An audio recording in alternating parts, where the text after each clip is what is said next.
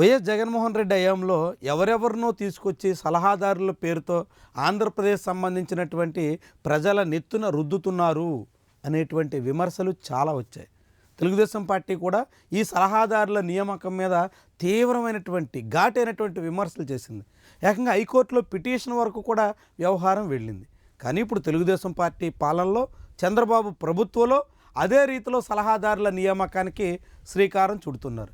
అయితే ఇక్కడ ఆసక్తికరమైనటువంటి అంశం ఏంటంటే, ఎమ్మెల్సీ పోస్టులు, రాజ్యసభ స్థానాలు, మంత్రి పదవులు ఇలాంటి ముఖ్యమైనటువంటి విషయాల్లోనే కాదు, చివరికి నామినేటెడ్ పోస్టుల్లో కూడా బీజేపీ తన వాటా కోసం పట్టుబడుతుందా అనేటువంటి ప్రశ్న ఉదయిస్తుంది.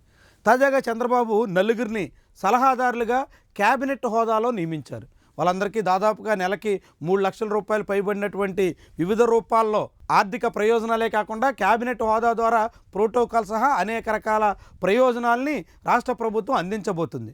ఆ జాబితాలో స్వామినాథ్తో పాటుగా సుచిత్ర ఎల్లా, అదేవిధంగా సతీష్ రెడ్డి, దాంతోపాటు గాంధీ, ఈ నలుగురిని ఇప్పుడు సలహాదారులుగా రాష్ట్ర ప్రభుత్వం నియమించింది. ఈ జాబితాలో స్వామినాథ్తో పాటుగా సతీష్ రెడ్డి కూడా ఆర్ఎస్ఎస్ కోటాలో ఈ అవకాశాన్ని దక్కించుకున్నట్టుగా అంతా అంచనా వేస్తున్నారు. బీజేపీ ఒత్తిడి కారణంగానే వాళ్ళిద్దరికీ సలహాదారుల పేరుతో క్యాబినెట్ హోదా కట్టబెట్టారు అనేటువంటి అభిప్రాయం బలపడుతుంది. సతీష్ రెడ్డి ఆరంభం నుంచి ఏబీవీపీలో, ఆర్ఎస్ఎస్లో క్రియాశీలకంగా పనిచేసినటువంటి నాయకుడు. ఆ తర్వాత అధికారిగా ఇస్రోలో ఇతర అంతరిక్ష పరిశోధన వ్యవహారాల్లో కీలకమైనటువంటి స్థానాలకు ఎదిగారు. ఆయనకు అలాంటి స్థాయి రావడం వెనుక కూడా ఆర్ఎస్ఎస్ అండదండలు పుష్కలంగా ఉన్నాయి అనేటువంటి అభిప్రాయం ఉంది.